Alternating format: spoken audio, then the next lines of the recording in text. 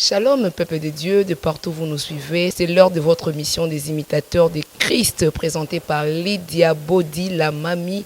Aujourd'hui, nous avons reçu dans notre plateau l'homme de Dieu, le pasteur Jean Bosco de l'église Restauration, Parole et Esprit à Ojayenda, en Angola, à Luanda. Nous aurons à développer un thème vraiment capital, un piège préparé pour un oin d'une onction spéciale. Et tout au long de notre mission, nous aurons à découvrir le piège et l'onction. C'est pourquoi nous demandons vraiment que vous puissiez vous abonner massivement à notre chaîne BMTV La Bridge. Là, nous passons directement à notre invité que je viens de présenter. C'est le pasteur Jean Bosco de l'église Restauration. Il est aussi le président du pôle de Ojayenda ici en Angola. Shalom papa. Shalom maman. D'abord, nous vous remercions de nous avoir reçus ici à l'église Restauration. Merci de votre invitation. Papa, nous voulons un peu savoir qui est le pasteur Jean Bosco. Donc, pasteur Jean Bosco, c'est ce que vous venez de dire. Je suis Jean Bosco. Je suis serviteur au pied de l'homme de Dieu, le docteur Solimo Kwenze, le bishop Solimo Kwenze Emmanuel. Et je suis son fils à la foi et je suis en train de diriger l'une de ces églises ici au niveau de l'Angola. Voilà ce que je peux dire par rapport à moi. C'est tout ce que je peux dire pour l'instant. Merci beaucoup papa. Nous avons préparé un thème parlant du piège préparé contre un oin d'une onction spéciale. Par là, nous voulons un peu savoir qu'est-ce qui est l'onction? Parce qu'on nous parle souvent de l'onction. Je suis oin, l'onction. Nous voulons savoir si papa peut nous décrire en quelques lignes qu'est-ce qui est l'onction. Ok, merci beaucoup pour la question. L'onction, veut dire, la Bible nous la présente ou définit l'onction comme une capacité surnaturelle que Dieu donne, accorde à une personne pour bien exercer le ministère. Donc l'onction, c'est une capacité spirituelle que Dieu accorde à l'homme de Dieu pour bien exercer le ministère. Gloire à Dieu. Et excusez-nous, nous voulons un peu savoir la différence qu'il y a entre l'onction spéciale et l'onction spirituelle. Il y a une différence, vous pouvez nous expliquer s'il vous plaît? Ok. Par la compréhension des Écritures, c'est pas littéral, c'est pas écrit littéralement, mais nous comprenons entre les deux termes. L'onction spirituelle, c'est l'onction qui s'est manifestée dans d'autres personnes qui ont été oints et capacités d'une façon un peu spéciale par rapport aux autres. C'est-à-dire ce sont des gens qui ne sont pas passés sous la main d'une autre personne pour être oints, mais ce sont des gens que Dieu a oints lui-même et il les a donné une certaine aptitude pour pouvoir opérer dans l'œuvre de Dieu. Nous avons des exemples palpants dans la Bible, exemples palpants plutôt dans la Bible, comme Melchisedec. Ce sont des gens qui n'ont pas reçu la main d'une autre personne, mais que Dieu a oint spécialement et il a envoyé pour accomplir la mission. Nous avons des personnes comme Moïse, que Dieu lui-même avait oint. Pourtant, nous voyons de l'autre côté l'onction spirituelle, c'est-à-dire c'est une capacité que Dieu a donnée à quelqu'un pour transmettre la grâce qui est sur lui à une autre personne pour qu'il puisse opérer. Nous avons des exemples dans la Bible. Par exemple, Moïse avait imposé ses mains sur Josué. Nous avons la recommandation que Dieu a donnée dans le premier livre des rois, au chapitre 19. Dieu avait dit à Élie, voilà, je t'envoie, tu oindras 3 personnes, tu oindras Asaël pour qu'il puisse être roi, et tu oindras Élisée pour qu'il soit oint, qu'il travaille sous ton onction, c'est-à-dire qu'il puisse te remplacer dans le ministère, et puis tu oindras Jéhu pour qu'il puisse régner en Israël. Voilà ce que Dieu avait fait. Nous ne voyons nulle part ces gens-là être oints, mais c'était une recommandation que le Seigneur avait donnée. Donc voilà un peu ce que je peux répondre par rapport à ça. Merci beaucoup papa. Je sais que nous sommes éclaircis par rapport à la différence entre l'onction spéciale et l'onction spirituelle. Dans la même optique, parlant de l'onction, nous voulons savoir le charisme est-il une autre appellation de l'onction ou il y a une différence? Ok. Quand on parle du charisme, le mot qui vient là, c'est charismata. Le charisme, ce sont des capacités que Dieu donne à quelqu'un. Par exemple, nous pouvons considérer les dons comme des charismes. Il y a une différence entre les dons et le ministère, et puis aussi les talents. Les talents, ce sont des aptitudes naturelles qu'on est avec, que le Seigneur donne à toute personne. Lorsque vous êtes né, et Dieu vous donne ces capacités-là qu'on appelle des talents. C'est naturel, c'est quelque chose qu'on n'apprend pas, mais on est avec. Et ces talents-là, ça se développe au cours du temps. Lorsque la personne il devient conscient de la grâce, consciente plutôt de la grâce que Dieu a mis en lui comme un talent. Et s'il développe, cela peut constituer une source de bénédiction et de revenus pour lui. Nous avons des talents comme des artistes qui savent chanter sont des talents. Nous avons des joueurs qui jouent dans le foot et des basketteurs qui jouent. Donc il y a plusieurs talents. On peut avoir la capacité de bien parler. Ça peut être aussi considéré comme des talents. Et si nous regardons par rapport aux dons, les dons sont donnés par le Saint-Esprit. Selon 1 Corinthiens chapitre 12, vous pouvez lire à partir du verset 6 jusqu'au verset 10, la parole de Dieu est en train d'éclaircir cette marche. Les dons sont donnés par le Saint-Esprit. Il y en a au nombre de 9. Nous pouvons répartir ça dans 3 groupes. Nous avons le premier groupe, le don de la puissance. Dans le don de la puissance, nous avons les dons de la foi, les dons de guérison et d'opération de miracles. Dans le deuxième groupe, nous avons les dons de révélation qui sont sur 3. Il y a la parole des connaissances, la parole des sagesse et le discernement des esprits. Et en troisième lieu, nous avons les dons d'inspiration, où il y a aussi 3 dont nous avons le parler en langue, l'interprétation des langues et puis la prophétie. Par rapport à l'interprétation de la langue, c'est quelque chose que nous devons comprendre, qu'il y a une différence entre le don d'interprétation de la langue et puis le parler en langue. Celui qui parle la langue, il ne peut pas être directement appelé comme un polyglotte. La polyglottie, c'est une autre chose. Pour être appelé polyglotte, c'est la capacité de parler plusieurs langues à la fois. Mais lorsque vous parlez des dons, ça ne fait pas partie de la polyglottie. Celui qui parle en langue, il s'adresse à Dieu par des moyens spirituels. Lui-même, il est inconscient des choses qu'il dit. Seul le Saint-Esprit peut interpréter ses paroles. Je ne sais pas si vous me comprenez. Oui. Exactement, c'est vraiment ça. Donc disons en un mot, les charismes, ce sont des dons que le Seigneur accorde à quelqu'un pour exercer. En deuxième lieu, nous avons Jésus, justement, qui est le Christ et qui donne le ministère. Dans le ministère, nous en avons 5 selon Ephésiens chapitre 4, verset 11. Il y en a le ministère comme docteur, apôtre, pasteur, évangéliste, et puis, qu'est-ce que je peux dire, les prophètes. Voilà, il y en a 5, ce sont des choses que Jésus donne.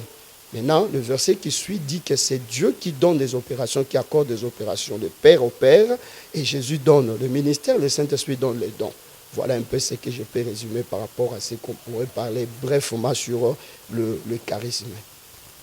Gloire à Dieu, nous avons vraiment compris parce que les gens ont tendance à dire moi, je suis un homme charismatique. Non, je voudrais souligner quelque chose là. Le charisme là qu'on parle, ce ne sont pas des charismes comme on dirait les dons. Quand on dit Moutalobi, Nazana ba charisme, j'ai des charismes, ou bien cet homme-là, c'est un homme charismatique. On parle de la manifestation des dons du Saint-Esprit qui est en lui. Mais dans un langage vulgaire, quand on dit celui-là, il aime trop le charisme, là, c'est comme si on parlait de la fierté, quelqu'un qui boude, tout ça. Mais ça n'a rien à voir avec le charisme spirituel. Les charismes, ce sont des capacités, des dons du Saint-Esprit que le Seigneur donne à quelqu'un pour exercer. Disons, le charisme et les dons du Saint-Esprit sont justement les instruments que le Seigneur donne au ministre de Dieu pour pouvoir accomplir son travail. Vous voyez, pour être médecin, quelqu'un s'est fait former, il va à l'école pendant 6 ans et il apprend la médecine, à peu près 8 ans pour qu'il termine tout ce qu'il peut faire là. Et il sort comme ça. Et pour être qualifié dans un domaine particulier, on part pour se former. Seulement, nous voyons dans l'œuvre de Dieu où les gens ne veulent pas apprendre, ne veulent pas étudier. Moi, je suis assis sous les pieds d'un grand docteur, le docteur Sonny Mukwenze. C'est un grand formateur. C'est que nous avons aujourd'hui comme matière, nous l'avons reçu sous ses pieds et nous sommes allés à l'école. Nous avons appris et c'est ce qui fait que nous puissions faire des travaux de qualité par rapport à ce que nous avons eu. Donc nous encourageons directement les études. Le nom de Dieu doit aller apprendre, doit aller étudier pour faire accroître la connaissance. Et tout à l'heure, j'ai reçu un pasteur chez moi à la maison. Il était surpris de trouver beaucoup de livres, beaucoup de Bibles sur ma table. Il me demande, il a parlé seulement rien. Il dit, mais toi, chaque instant avec des livres, j'ai dit, moi, je suis étudiant en vie. Sans ces choses, je ne peux pas faire le ministère. Donc, voilà un peu par rapport à ce que vous m'avez posé comme question. Merci beaucoup. Vraiment, il est temps d'apprendre parce que sinon, tu seras dépouillé du sacerdoce. Je crois bien nous connaissons ces versets de Osée 4:6. Parlons toujours de l'onction. Les gens ont tendance à dire que non, l'onction de Saül et de David, il y a une différence parce que Saül a été oint à base d'un filleul et puis David c'est à base d'une corne. Raison pour laquelle d'autres personnes ont dit que non, la royauté de David a duré parce que c'était fait par la corne. La corne, c'est dur, raison pour laquelle c'est comme ça. J'aimerais un peu que papa puisse nous éclaircir le service là. Voyons ce qui s'est passé au service de Saül. Cherchant les ânesses de son père, et puis par l'onction royale et tout ce qui s'est passé après. Or, au contraire de David, après l'onction, il se retrouve encore en forêt avec plusieurs combats. Maintenant, explicitez-nous un peu par rapport à cela. Quelle est l'onction à considérer selon d'autres personnes ou on doit déconsidérer l'onction de Saül? Je ne sais pas si vous avez compris ma question. Ok, merci beaucoup. C'est une question un peu pertinente, mais je vais essayer un peu de répondre à plusieurs manières. Premièrement, nous voyons la source qui est partie oindre. Bien que Saül était à la recherche des ânesses de son père, mais il est arrivé chez Samuel, justement. Saül était devenu fils spirituel à Samuel. David aussi était devenu le fils spirituel à Samuel. C'est Samuel qui a oint Saül et c'est Samuel qui a oint aussi David. Je ne sais pas ce qu'on peut dire par rapport au matériel, aux choses qu'il a utilisées. Premièrement, pour Saül, il n'a utilisé qu'une fiole. On peut dire clairement que c'était quelque chose qui est venu de la main d'un homme, quelque chose qui a été fabriqué par la main de l'homme, par rapport à David qui a eu l'onction par une corne, quelque chose qui était spécial, qui est venu directement de Dieu, qui n'est pas passé par la main de l'homme. Mais moi, je trouve que le problème n'était pas dans les instruments qu'on pouvait utiliser, parce qu'on peut oindre quelqu'un en utilisant la corne ou en utilisant tout simplement l'assiette ou quelque chose là. Pour moi, je dis clairement que ça n'a rien à voir. Ça n'a rien à voir. Tout instrument que vous pouvez utiliser, il suffit seulement que vous puissiez d'abord écouter Dieu et faire ce qui est nécessaire, ce qui est important. Donc, l'utilisation des objets là, pour moi, c'est pas vraiment, pour moi, selon mon avis, mais c'est pas, je ne partage pas cela selon l'avis de tout le monde. Il y a d'autres personnes pour oindre les gens, ils ont recours aux cornes, donc je ne refuse pas ça. Ceux-là aussi qui utilisent les assiettes pour pouvoir mettre de l'huile et oindre, on ne refuse pas cela. Il n'y a pas à faire de polémique sur la qualité de l'huile qu'on utilise. Il n'y a pas à faire aussi des polémiques sur ça. Ce qui apparaît, vous pouvez utiliser comme de l'huile d'olive. C'est ce que nous avons et nous utilisons ça. Deuxièmement, nous avons, par rapport à la question que vous venez de poser, j'ai fait la continuité. Ce qui avait fait la différence entre David et Saül, pour moi, c'était au niveau des caractères. Parce que tous les deux, ils n'avaient qu'un seul père spirituel. Mais regardez leur comportement après. Ils sont passés tous les deux dans des tests. Dieu a testé Saül comme il aussi avait testé David. Le test de Dieu auprès de Saül, Ça fait que Dieu a retenu dans la marche de Samuel qui partait justement pour organiser une cérémonie. À cette époque-là, Dieu avait séparé les 3 onctions. Avant cela, il y avait les triples onctions qui se manifestaient au temps des juges. Les gens pouvaient travailler comme prophètes, au même moment comme roi et au même moment comme sacrificateur. Mais juste à la période de Samuel, cela s'est arrêté. Dieu a séparé les choses. Les sacrificateurs sont restés comme des sacrificateurs, les rois sont restés comme des rois, et aussi les prophètes sont restés comme les prophètes. Donc, aucune personne ne pouvait appliquer tous les 2 fonctions, les 3 fonctions à la fois. Maintenant, c'est ce que Saül n'a pas fait. Il a été roi spécifiquement pour être roi. Maintenant, arrivé ces jours-là, Samuel a pris des retards pour arriver, et les ennemis s'approchaient. C'était un test. Et Saül a quitté les domaines par lesquels Dieu l'a appelé, la royauté, pour entrer dans les sacerdoces. Dès qu'il a quitté cela, il a pris les sacerdoces, Dieu était mécontent. Et il a rejeté pour toujours. Mais voyez David, les jours où il est parti voir un roi, j'ai oublié un peu, un sacrificateur, puis j'ai oublié un peu son nom. David, lorsqu'il est arrivé là-bas, écoutez-moi très bien, les jours, j'ai oublié ça, les jours où il faisait entrer plutôt l'arche de Dieu en Jérusalem, voyez bien ce que David a fait. Il a pris les faux. Il s'est couvert de les faux. Or, le faux, c'était un habit que portaient les Lévites. Pourquoi il avait porté les faux? Il avait porté les faux pour se conformer. Lui, il était loin comme roi. Il n'avait pas l'autorisation de participer dans ces services-là d'intronisation de l'arche de Dieu. Alors maintenant, il devait s'adapter et s'accommoder, comme on dit en portugais aussi, à s'accommoder. Il devait se mettre un peu en ordre avec les sacrificateurs, avoir la même grâce. C'est ainsi que David a porté le faux qui lui a permis de pouvoir entrer justement, faire entrer l'arche de Dieu. Je disais, c'est par rapport au caractère. Après cela, David est resté fidèle à Dieu. À part le péché qu'il avait commis avec la femme d'Uri, mais David s'est repenti après. Et il a continué à servir Dieu. Mais regardez un peu à côté de Saül. Saül est parti. Au moment où on l'attendait pour les services, lui, il est parti élever le monument pour lui-même. Dieu ne voulait pas ça. Il n'y a qu'une seule personne qu'on devait élever, c'était l'Éternel. Mais lui, il est parti faire un monument pour lui. C'était plus grave que ça.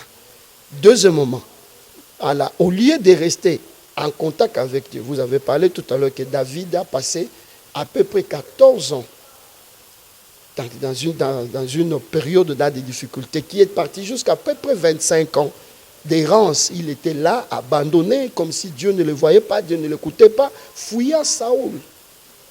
Mais David est resté fidèle à Dieu. Aucune fois il n'est parti chercher le feu étranger. Mais regarde un peu Saül. Juste par ces petites épreuves-là, Dieu lui dit, je ne suis plus en contact avec toi. Au lieu qu'il s'humilie, qu'il reste, il est allé consulter une magicienne. Vous savez, Dieu peut te pardonner pour tous les péchés que tu peux commettre. Mais le seul péché que Dieu ne peut pas pardonner, c'est lorsque toi tu vas faire l'alliance avec le diable. Le diable, c'est un ennemi déchu. Il ne sera plus jamais pardonné. Et lorsque vous faites l'alliance avec le diable, vous devenez un ennemi de Dieu. Vous devenez un élément dangereux et vous ne serez jamais pardonné. C'est pourquoi j'adresse ce message à tous les hommes de Dieu qui ont, je ne sais pas, mais qui ont par mégarde, ils sont partis dans là-bas, en tout cas, chercher la face de Dieu. Cherchez à revenir, sinon vous devenez un ennemi de Dieu en allant toucher les choses qui étaient interdites. C'est quoi? Je peux répondre par rapport à ça. Merci beaucoup. Nous avons vraiment écouté en long et en large la différence et puis nous avons été éclaircis par rapport à plusieurs points. Là, nous sommes en train de chuter déjà, mais comme nous avons parlé du piège, j'aimerais que papa puisse nous expliquer quels sont les pièges que peut rencontrer un roi de Dieu par rapport au chemin qu'il est en train de parcourir. Ok, d'abord, un roi de Dieu, c'est une personne qui est mise à part. C'est quelqu'un que Dieu a choisi spécialement pour le servir.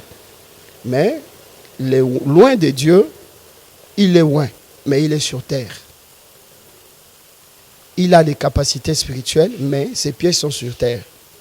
C'est pourquoi, étant donné que nous sommes encore nous habitons ces corps, comme l'apôtre Paul appelle ça dans 2 Corinthiens chapitre 5 verset 1, comme des tentes, quoi.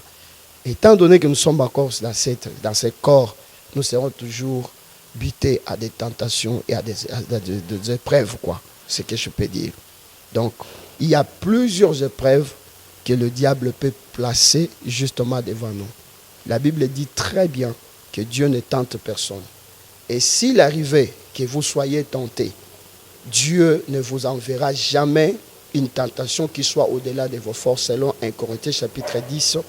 Et vous voyez un peu ce chapitre-là en entièreté, Dieu parle de ça. Il n'y a aucune tentation qui vous parvienne qui soit au-delà de vos forces. Mais par la tentation, Dieu vous donnera les moyens de s'en sortir. Et loin de Dieu, il y a plusieurs épreuves qui peuvent se placer et il y a plusieurs pièges que le diable peut placer devant lui.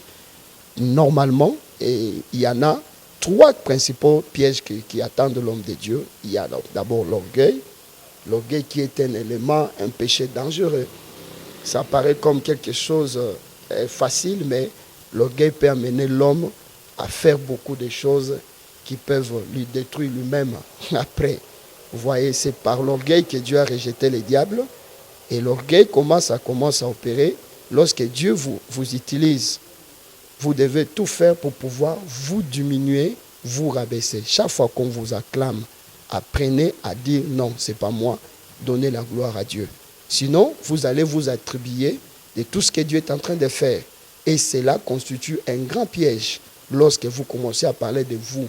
Ngai, Nabiki Saki, Ngana Saki, moi j'ai fait ça, j'ai guéri, j'ai fait ça. Ce n'est pas vous qui avez fait. Les dons que vous avez reçus, c'est un outillage dans la main de Dieu pour pouvoir exercer son travail. Et lorsque nous faisons quelque chose, les gens nous acclament, apprenons à nous humilier et à recommander tout entre les mains du Seigneur. Donc, ce qu'il faut éviter, c'est l'orgueil, de vous attribuer certaines choses que vous avez fait, que Dieu a fait par vous. Ne vous attribuez pas de cela. Rendez gloire à Dieu. Et ce n'est pas mauvais de témoigner, de parler des choses que Dieu a fait. Mais ne faites pas ça d'une façon de pouvoir montrer aux gens que c'est moi. Non. Il n'y a personne qui est spécial. C'est Dieu qui est au-dessus de tout. Il utilise qui il veut, quand il le veut, comment il le veut. Et à part le piège de l'orgueil, c'est le piège des femmes. Tout homme de Dieu, il devient célèbre. Tout homme de Dieu, Dieu l'embellit. Je suis en train un peu de rire avec les amis ici. Il n'y a aucun homme de Dieu qui soit laid. Tous les hommes de Dieu sont beaux. Pourquoi ils sont comme ça? C'est l'onction. Quand Dieu dépose l'onction sur quelqu'un, l'onction rend beau, l'onction rend agréable. La personne qui reçoit l'onction, il reçoit certaines capacités, aptitudes qui n'est pas naturelles, qui peut provoquer de l'étonnement. Et quand les gens sont étonnés, ils ont tendance à s'approcher de nous. Alors c'est nous maintenant qui devons faire très attention. Parce que le péché des femmes, de l'impudicité, c'est le grand péché qui détruit l'homme lui-même, qui détruit l'homme de Dieu, qui détruit son ministère. Malheureusement que le diable utilise beaucoup ces dons-là, ces choses-là, pour pouvoir dévier beaucoup de gens. Et troisième, à part l'orgueil et les femmes, c'est l'argent. L'argent constitue un grand moyen que le diable utilise pour pouvoir dévier les gens. Vous savez, et vous pouvez être comme ça, normal, mais lorsque vous avez l'argent vous envoie acheter des choses, à changer la démarche, à changer le langage. L'argent parle. Une fois que l'argent entre dans la poche directement, vous voyez quelqu'un, il change le langage. Bon, moi, vous voyez là, moi, je suis là, moi.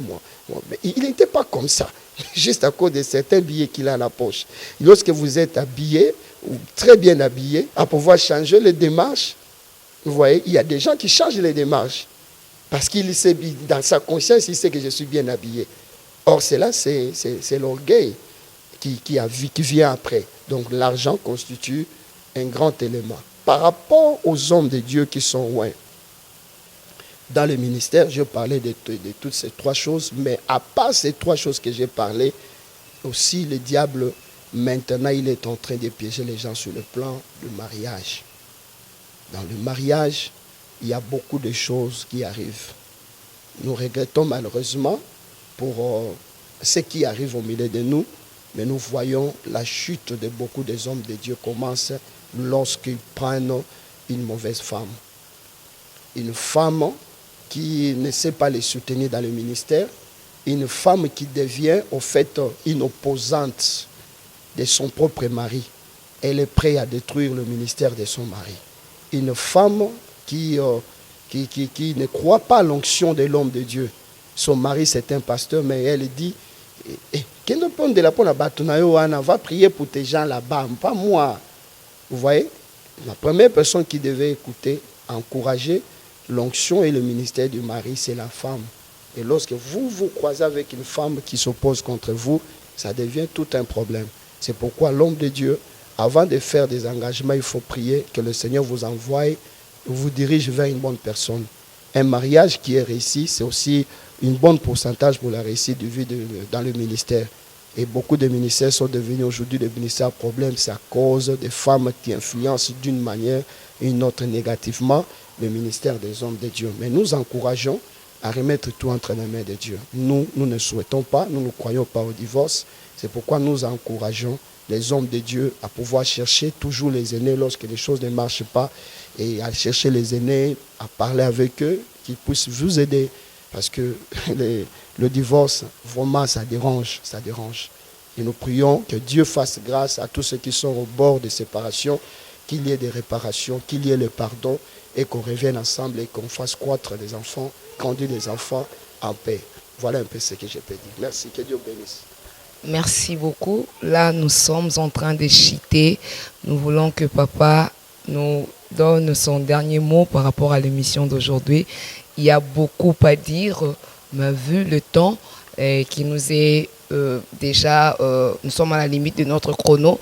Donc, nous voulons que papa puisse nous parler d'un dernier mot par rapport au peuple de Dieu, par rapport aux hommes oints et par rapport à tous les hommes de Dieu, tous les enfants de Dieu, corps du Christ. Qu'est-ce que papa peut nous prodiguer comme conseil? Donc, ce que nous pouvons dire par rapport aux hommes de Dieu, c'est que nous sommes dans un temps où le Seigneur veut déposer toutes ses grâces sur ces hommes de Dieu, ses serviteurs plutôt. Nous sommes au temps de la fin et Jésus revient bientôt. Nous voyons de tous les signes s'accomplir. Je crois que le moment est venu où nous devons chercher à exploiter ce que Dieu a mis en nous comme de grâce. À chaque coin, Dieu dépose aussi des choses qui peuvent nous aider à opérer comme Jésus. La Bible dit, Jésus allait d'un lieu à lieu, faisant le bien, guérissant les malades, purifiant les lépreux, parce que le Seigneur était avec lui. Nous aussi, il est temps que nous puissions marcher comme Jésus. L'onction qui agissait sur Jésus et qui faisait qu'il guérisse les malades, c'est la même onction qu'il nous a donnée. Donc c'est le temps que nous devons croire à cela. Homme de Dieu, crois en toi-même. Vous êtes un homme oint par le Seigneur. La Bible dit dans Apocalypse chapitre 5, verset 10, il a fait de nous un royaume de sacrificateurs pour Dieu le Père. Nous sommes des princes et nous sommes aussi des personnes ointes. C'est-à-dire nous travaillons comme des personnes ointes et nous travaillons aussi comme des sacerdoces. Dans notre sacerdoce, ce n'est pas lié au matériel parce qu'il y a deux sacerdoces. Il y avait les sacerdotes lévitiques, maintenant nous sommes dans les sacerdotes de Christ. Les sacerdotes de Christ, c'est le sacerdote idéal que nous devons suivre parce que ce qui était avec Moïse, c'était l'ombre. Maintenant nous sommes dans l'antitype, c'était le type, nous sommes dans l'antitype. La véritable, c'est Jésus. Nous ne devons plus aller utiliser les éléments qu'utilisait Moïse pour pouvoir opérer. Parce que Jésus est déjà venu. La venue de Jésus est venue pour abolir ces choses parce que c'était l'ombre. Maintenant, nous sommes dans la réalité. La réalité, c'est Jésus. La réalité, c'est la foi. La réalité, c'est la marche avec le Saint-Esprit. Une fois que vous êtes connecté avec le Saint-Esprit, vous avez tous les dons qui doivent opérer en vous. Il suffit seulement que vous croyez en vous et vous croyez sur ce que la Bible dit et vous verrez ces choses accomplies. Jésus nous a laissé 5 grandes richesses dans le livre de Marc, chapitre 15, chapitre 16, verset 15 à 18. Jésus le dit bien, celui qui croit en moi, à mon nom, ils chasseront les démons. À mon nom, ils prendront des breuvages mortels, cela ne leur fera pas de mal. À mon nom, ils parleront de nouvelles langues. À mon nom, ils saisiront des serpents et cela ne leur fera pas de mal. Vous voyez, nous parlerons de nouvelles langues. Je ne sais pas si j'avais déjà parlé de ça. Donc, vous voyez, 5 choses que Jésus nous a laissées comme héritage dans ces chapitres-là. Cet héritage-là, c'est pour nous. Prenons ça avec le nom de Jésus. Nous pouvons prendre des breuvages mortels, nous ne mourrons pas. Avec le nom de Jésus, nous guérirons les malades. Avec le nom de Jésus, nous chasserons les démons. Avec le nom de Jésus, nous parlerons de nouvelles langues. Avec le nom de Jésus, nous imposerons les mains aux malades, ils seront guéris. Notre ministère est basé sur la foi. Vous voyez là, nous sommes l'église là où la parole et l'esprit s'accordent. Nous sommes parole et esprit. Et j'ai vu, moi, c'était en 1996. Lorsque je vis pour la première fois mon père spirituel, le docteur Sonny, prier pour un enfant. C'était une jeune fille. Je me rappelle encore, elle était habillée en robe blanche. Cette fille-là ne marchait pas. Mais l'homme de Dieu a prié à l'instant. L'enfant s'est mis debout et il a commencé à courir sur l'estrade. C'est ce qui m'avait touché. Et moi aussi, je crois à l'onction de mes pères. Quand je vois le Dieu de Tambuluko qui guérit, moi je dis cette onction-là qui est sur Tambuluko, que ça puisse aussi opérer sur moi. Et je vois la gloire. Quand je vois l'onction à opérer sur Daniel Kawata, le prophète le docteur Daniel Kawata, j'ai dit Dieu que cette onction-là opère aussi en moi. Je vois ces choses s'accomplir. Quand je vois ces choses-là s'accomplir dans la vie de l'homme de Dieu, le bishop Sonny Mukwenze, j'ai dit que cette onction-là tombe sur moi et ça se manifeste. Je vois, quand j'ai dit l'onction qui opère dans mon père, le pasteur révérend Timothée Moche, et je vois tout de suite là, cette onction-là se reposer sur moi et opérer. Et dans le pays, ici, nous avons des personnes comme des prophètes Mies, des personnes qui sont capacités, des grâces extraordinaires. Quand je vois cet homme-là opérer dans les surnaturels, j'ai dit à Dieu, papa, fais que les choses qui sont à cet homme-là, que ça vienne aussi sur moi. Et je vois la main de Dieu dans mon ministère. Donc ça veut dire que nous sommes arrivés à un temps où nous devons activer notre foi, croire à ce qui est écrit dans la parole et nous verrons la gloire. S'il faut parler des témoignages, nous en parlerons dans d'autres émissions. Dans cette église, nous avons vu des sidatiques qui étaient guéris. Dans cette église, nous avons vu des personnes venir vraiment, comme on dirait, des personnes mortes. Mais on est parvenu ici, là où même on a prié pour lui ici, il s'est mis debout et il est sorti. Il y a des gens qui étaient venus ici avec des mbassous là. On a prié à l'instant même, ça a disparu, Jésus a guéri. Donc nous avons autour de nous des membres, des fidèles de l'église que vous pouvez placer là-bas et commencer à poser à chacun. Ils vont vous dire des choses que Jésus a opérées par nous. Donc nous croyons au miracle, nous croyons que l'onction existe et l'onction agit et l'onction nous accompagne. Que Dieu vous bénisse. Merci beaucoup. Merci de vous abonner massivement à notre chaîne BMTV La Bridge. Nous sommes à la fin de notre mission. Suivez-nous tous les jours. Abonnez-vous, j'insiste. Abonnez-vous massivement à notre chaîne BMTV La Bridge. Nous étions ici en image Vicky Poutou et Papa Fisto qui a été là avec nous pour nous accompagner ici à l'église de la Restauration, Parole et Esprit. Suivez-nous encore à la prochaine émission dans notre chaîne toujours BMTV La Bridge. Ciao!